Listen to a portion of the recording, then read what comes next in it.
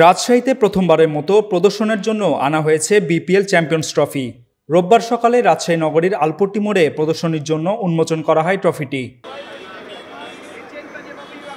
Champions trophy উন্মোচন করেন BNP চেয়ারপারসনের অন্যতম উপদেষ্টা ও সাবেক সিটি মেয়র মিজানুর রহমান মিনু।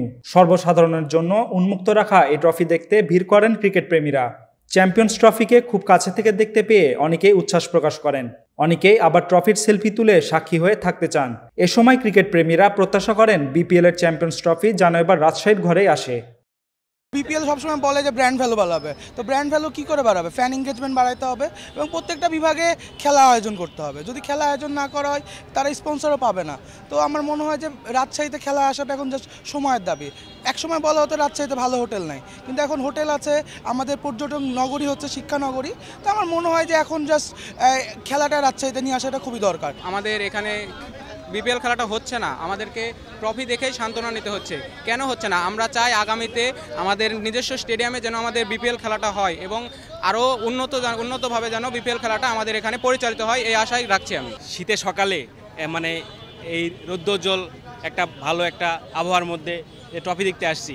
তো এই ট্রফিটা যদি ট্রফিটার মধ্যে রাজশাহীতে যদি থেকে যায়, আমাদের রাজশাহী যদি পাই, তা আমরা অনেক আনন্দিত হব। ট্রফি উন্মোচনের পর রাজশাহী অঞ্চলে ভালো মানের ক্রিকেট স্টেডিয়াম তৈরি সহ আগামীতে রাজশাহীতে বিপিএল এর আয়োজনের বিষয়ে আশাবাদ ব্যক্ত করেন বিএনপি চেয়ারপারসনের উপদেষ্টা মিজানুর রহমান মিনু। রাজশাহী হচ্ছে সব কিছুতেই এগিয়ে। রাজশাহী অতীত ফুটবল, অতীত ক্রিকেট, একসময় বাংলাদেশ টেস্ট এবং ওয়ানডে টিমে রাজশাহীর বেস্ট 11-এর মধ্যে 7 জন ছিল। তো আজকে রাজশাহী আবার জেগে উঠেছে।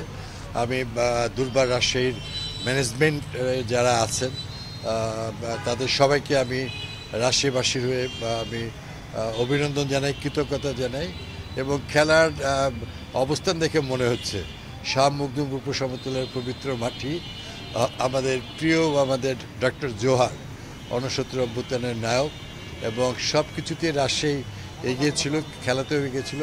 এই পবিত্র মাটিতে এইবার দুর্বার রাজশাহী ইনশাল্লাহ চূড়ান্ত বিজয় অর্জন করবে বলে আমার দৃঢ় বিশ্বাস এবং প্রত্যাশা। সরফরাজ নওয়াজ, পদ্মা টাইমস।